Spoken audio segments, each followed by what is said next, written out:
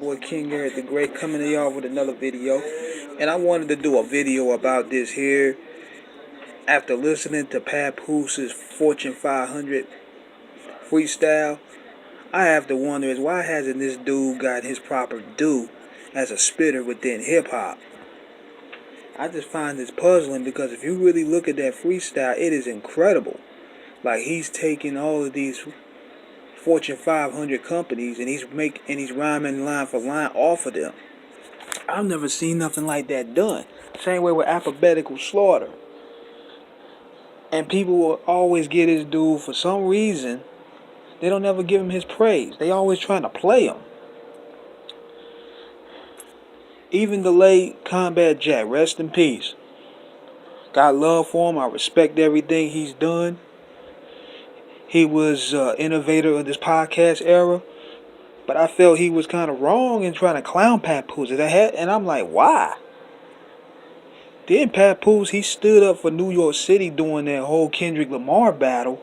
When Kendrick used the King of New York, called himself the King of New York, Papoose stood up and everybody from Rosenberg and Hot 97 and all these guys, they shunned him.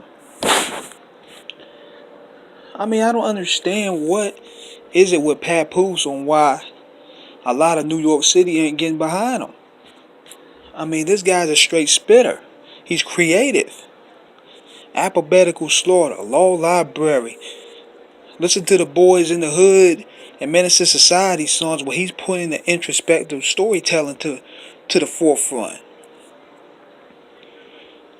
Plus, he's done tracks with many respectable guys within the culture. But it just seems like for some reason, oh yeah, and he's married to a black woman. A lot of people just don't want to give this dude his proper due, and I'm trying to figure out why, because he's made some of the best music this year.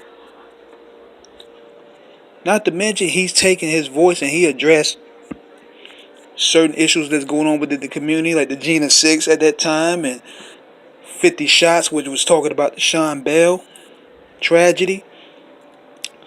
Papoose has always been front in line when it came to dropping militant raps. And he's worked with the best of them. Now, granted, he dropped that album and it didn't do too well, but then that was due to misdirection. But when you listen to this dude mixtape, this dude is a monster. Bodied Uncle Murder. So you know he's battle tested. So my question is, what is it? Because I think what it is that Papoose, along with Saigon, Mano, and True Life, these guys were coming in the game about 2000s. They were supposed to be the next Jay-Z, Nas, the next forerunners in that forefront. But the South done had blew up, and a lot of the guys that was spitting those hardcore New York gritty raps and mixing consciousness with it, they got lost in the shuffle.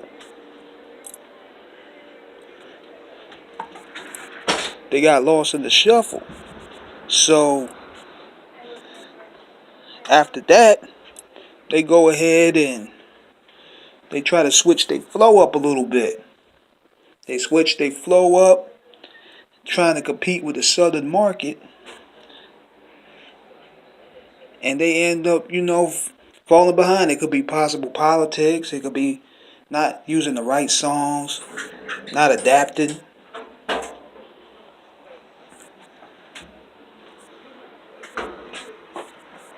It's a whole lot of things that go along with this on why a lot of those guys that was in the forefront of New York City couldn't really get on like that in the 2000s.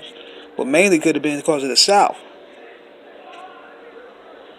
Folks wasn't really focusing on lyricism at the time. Everybody just wanted to snap and dance.